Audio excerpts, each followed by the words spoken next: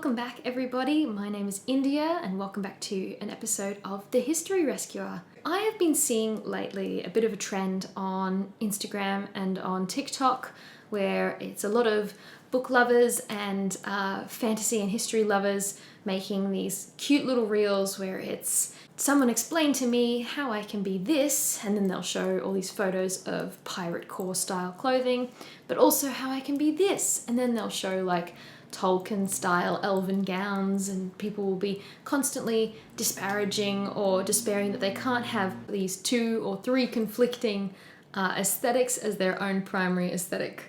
Well, I'm here today to add yet another one to the mix. In fact, I think it's kind of almost like an umbrella aesthetic. I would like to put all of these different categories and niches under one big aesthetic that I think is quite a cool way of thinking of it. I am going to call it Heroinecore. Now, Heroinecore, not to be confused with heroin chic, is the idea of dressing like you're the main character in a sci-fi or fantasy novel or film. For me, this could mean anything from dressing in average clothes to dressing in something that almost looks like what I Do Declare wears, almost that nightcore sort of fantasy Joan of Arc style stuff, to some of the things that Rachel Maxey wears. I think that the primary thing behind this aesthetic is that you have to wear whatever makes you feel like you're the main character in a story, but also that you add in little fantasy elements or little nods to other particular genres or fantasy worlds. So for me, for instance, I have decided that this year is the year where I just wear it. That's my declaration, that's what I'm calling this year. It's 2021, just wear it.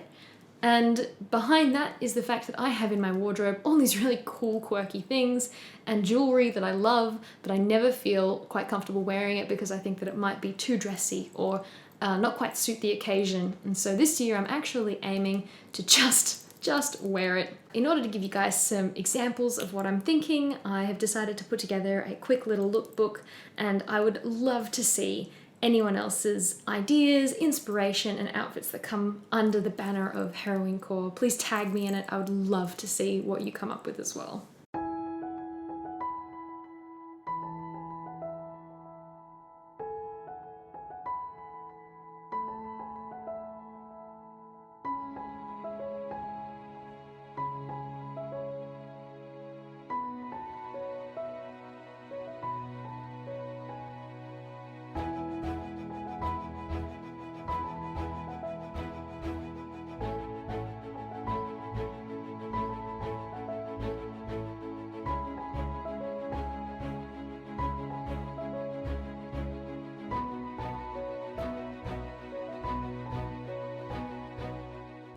So the first cab off the rank is the Lovable Rogue.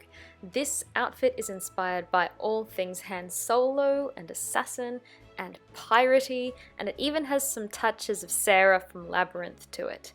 There are some sensible knee-high boots there, there's a puffy pirate poet shirt, and then it's got the waistcoat to just cinch it in and make it a little bit more feminine, also paired with the tight jeans, high-waisted, just to give it that modern look as well.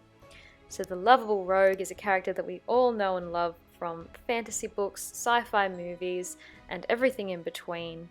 And it almost gives me some Firefly vibes as well, actually, now that I look at it closely.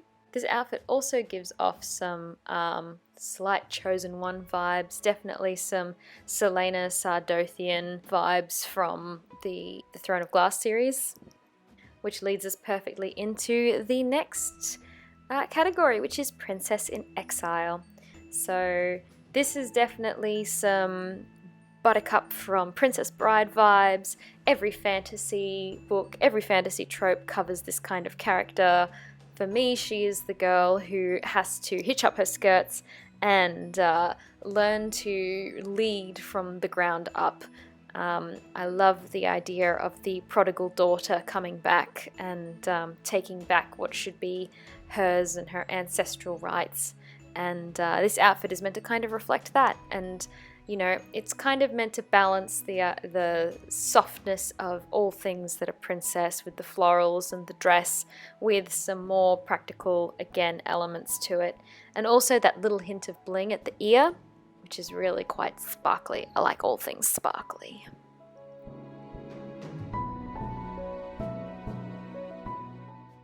Now, the Chosen One is one of the most versatile categories for me, or tropes. You know, it covers everything from magical realism to sci-fi to everything in between. For me, this character is usually the girl who has stepped out of time or out of world. She's the one who discovers a portal in the back garden, or, you know, is investigating an abandoned castle when she gets sucked back in time to a different era. And, you know, we love that character. They always have a bit of spunk. They always have some sort of practical know-how that helps them out in that world and gives them an edge. You never figure out why or how they ever have that specific edge, but that's kind of part of their charm. I love that about them. And so this outfit is kind of meant to have that adventuring in a forest or exploring a cavern type vibe to it. And, you know, just those, again, little hints of jewelry that tell a story or share hints of a story. I love establishing an outfit that makes you want to know more about that character or that person. And I think that's what really sort of defines Heroinecore. Also, you'll note that all of these outfits do look great with a sword. And if it looks good with a sword, it's Heroinecore.